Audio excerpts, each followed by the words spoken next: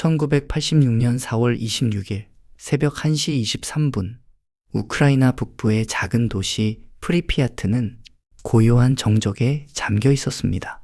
사람들은 평소처럼 다음 날의 일상을 준비하며 조용한 밤을 보내고 있었습니다.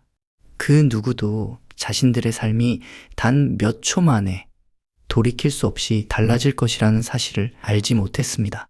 하지만 그 시각, 체르노빌 원자력 발전소 사호기 내부에서는 전 세계의 과학기술 역사에서 가장 비극적인 순간이 만들어지고 있었습니다. 이 재난은 단일한 실수가 만들어낸 결과가 아니었습니다.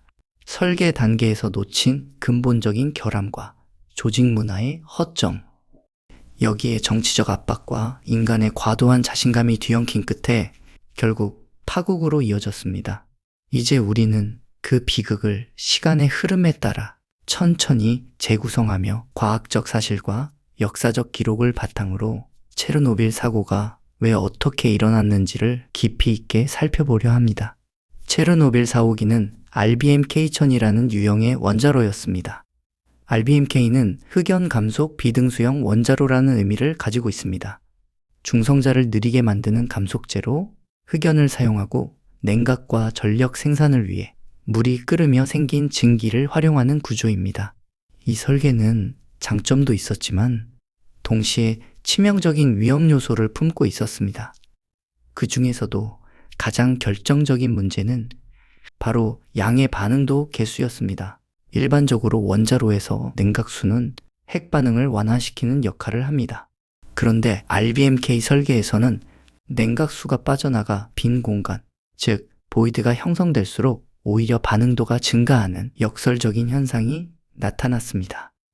이는 자동차의 브레이크를 밟을수록 더 속도가 빨라지는 상황과 다름없었습니다.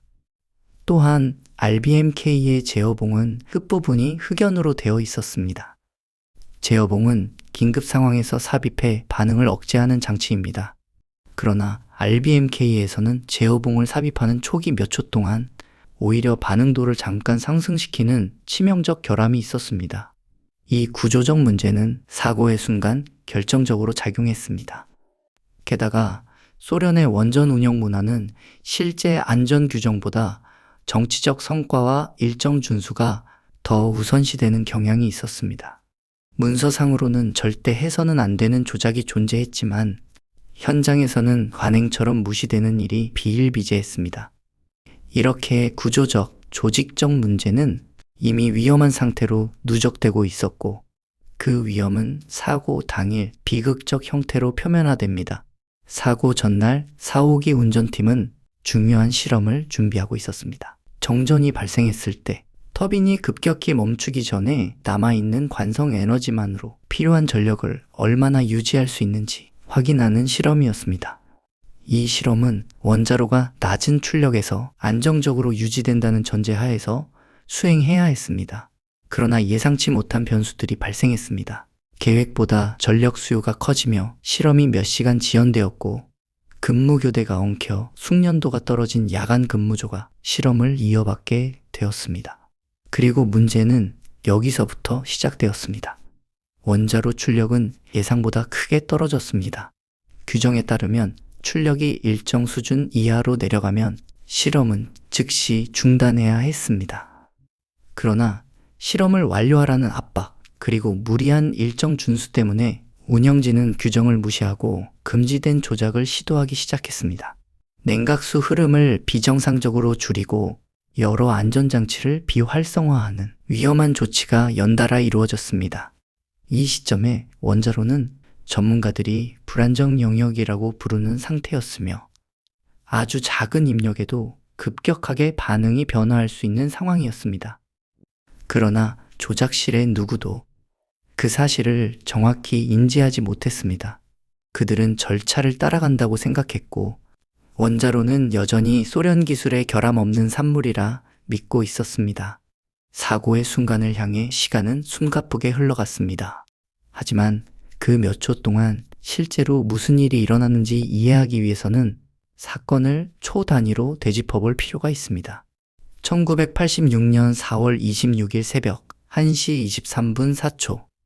이 시각 원자로의 출력이 갑작스럽게 비정상적인 상승을 보이기 시작했습니다. 조작실 곳곳에서 경보가 울렸지만 당시 근무자들은 이미 수많은 경고음에 익숙해 있었고 이 신호가 얼마나 치명적인 의미를 갖는지 정확히 파악하지 못했습니다. 이어 1시 23분 35초 냉각수 내부에서 엄청난 양의 증기가 한꺼번에 발생하며 원자로는 점차 위험의 중심으로 밀려 들어가고 있었습니다. 그러나 이런 변화는 눈으로 보이지 않았고 단지 계기판의 수치만이 다가오는 파국을 조용히 알리고 있을 뿐이었습니다. 1시 23분 40초 운전자는 결국 긴급 정지 조치를 위해 H5 버튼을 눌렀습니다. 원자로는 이 지점에서 즉시 반응을 멈추고 안정되어야 했습니다. 하지만 RBMK 원자로의 근본적인 설계 결함은 이 순간 정반대의 방향으로 작용했습니다. 제어봉이 삽입되는 초기 몇 초 동안 흑연팁이 오히려 반응도를 더 높여버리는 이상현상이 발생한 것입니다. 그 결과 원자로 내부에서는 통제 불가능한 수준의 에너지가 폭발적으로 증가하기 시작했습니다. 그리고 1시 23분 43초 원자로 내부 압력은 최종 임계점을 넘어서며 마침내 첫 번째 폭발이 일어났습니다. 거대한 수증기 폭발이 상부 구조물을 통째로 밀어 올렸고 무게 1000톤에 달하는 뚜껑은 마치 종이장처럼 공중으로 날아가 버렸습니다. 이 순간 인류 역사에서 지울 수 없는 비극이 시작되었습니다. 폭발 직후 현장에 가장 먼저 도착한 사람들은 소방대원들이었습니다. 그들은 폭발의 원인이 무엇인지조차 알지 못한 채 불길을 잡기 위해 출동했습니다. 하지만 그들이 마주한 것은 불길 그 자체보다 훨씬 더 위험한 존재, 고준위 방사능이었습니다. 방사선은 눈에 보이지도 냄새가 나지도 않습니다. 그러나 그 위력은 무시무시했습니다. 소방대원 중 상당수는 당시 자신들이 치명적인 양의 방사능을 받고 있다는 사실을 알지 못했습니다.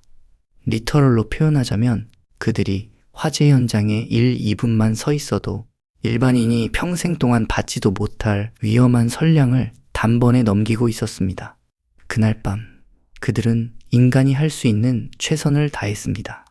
그러나 그 대가로 소방대원 다수는 몇 주 안에 급성 방사선 증후군으로 목숨을 잃게 됩니다. 방사능은 공기 중으로 퍼져 프리피아트 시내 전체를 덮기 시작했습니다. 시민들은 사고의 심각성을 전혀 모른 채 평소와 같은 일상을 보내고 있었습니다. 아이들은 놀이터에서 놀고 있었고 부모들은 장을 보거나 휴식을 취하고 있었습니다. 프리피아트에 대한 공식적인 대피 명령은 사고 후 무려 36시간이 지나서야 내려졌습니다. 그때는 이미 너무 늦어 수많은 시민들이 상당한 양의 방사능을 노출받은 뒤였습니다. 사고 직후 소련 정부는 사실을 은폐하기 위한 움직임을 보였습니다. 방사능이 유럽 전역에 감지되기 시작하자 여러 나라가 항의를 제기했고 그제서야 소련은 사고 사실을 공식적으로 인정했습니다. 그러나 내부적으로는 보다 어두운 진실이 존재했습니다. 안전규정의 부재, 경고를 무시한 채 강행된 실험, 설계상의 치명적인 결함 등 사고 원인의 대부분은 인간과 조직의 책임이었습니다.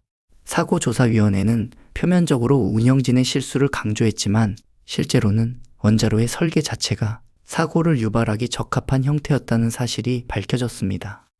사고 이후 수천 명의 리퀴데이터가 투입되었습니다. 그들은 방사능 오염을 줄이고 흑연 조각과 방사능 잔해를 치우는 일을 맡았습니다. 이 작업은 인간이 오래 머무를 수 없는 극도로 위험한 환경에서 이루어졌습니다. 지붕 위 방사능 수치는 몇 초만 서 있어도 치명적이었습니다. 그 때문에 작업자들은 단 몇 초 단위로 교대하며 흑연 잔해와 고방사능 파편을 빠르게 치워야 했습니다. 그 짧은 시간 속에서도 방사능은 이미 그들의 몸 깊숙이 스며들고 있었습니다. 이렇게 이어진 수천 명의 희생과 결단은 더 큰 폭발과 2차 재앙을 막아내는데 결정적인 역할을 했습니다. 체르노빌이 완전한 파국으로 이어지지 않았던 이유는 바로 그 몇 초의 시간을 몸으로 버텨낸 이들의 용기 덕분이었습니다. 체르노빌 사고는 단순히 과거에 남아있는 비극이 아닙니다. 지금도 우리에게 중요한 질문을 던지고 있기 때문입니다. 우리가 만든 기술이 과연 우리가 믿는 만큼 안전한지, 그리고 그 기술이 인간의 판단과 조직의 문화를 넘어 진정한 신뢰를 가질 수 있는지 되묻고 있습니다.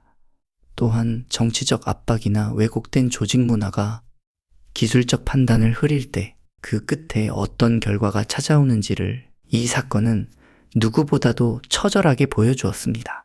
나아가 우리는 같은 실수를 반복하지 않을 수 있는가라는 본질적인 질문도 남겨놓았습니다.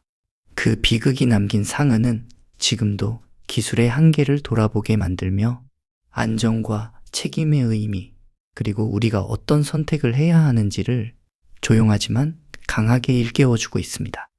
참혹한 그날의 흔적은 아직 끝나지 않았습니다.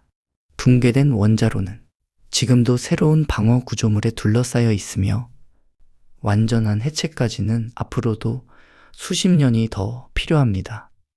그럼에도 우리가 이 사건에서 배워야 하는 이유는 분명합니다. 과학과 기술은 인간을 돕는 도구이지만 잘못된 판단과 무지, 그리고 오만이 결합되는 순간 어떤 재난보다도 큰 피해를 불러올 수 있다는 사실을 이 비극은 명확히 보여주고 있습니다. 결국 이 사건은 단순한 역사적 기록이 아니라 인간의 선택과 기술의 취약성, 그리고 사소한 실수가 만들어낼 수 있는 파국을 오늘날까지도 여실히 보여주고 있습니다. 1986년 그 새벽에 멈춰 있었던 경보음은 오늘날에도 여전히 울리고 있습니다. 우리는 그것을 듣고 기억하고 다시는 반복하지 말아야 할 것입니다. 지금까지 체르노빌, 인류 기술 역사에서 가장 위험한 순간편이었습니다. 다음 영상에서는 또 다른 범죄의 이면, 그리고 인간 심리의 어두운 단면을 다룹니다. 구독과 좋아요는 다음 이야기를 만드는 힘이 됩니다.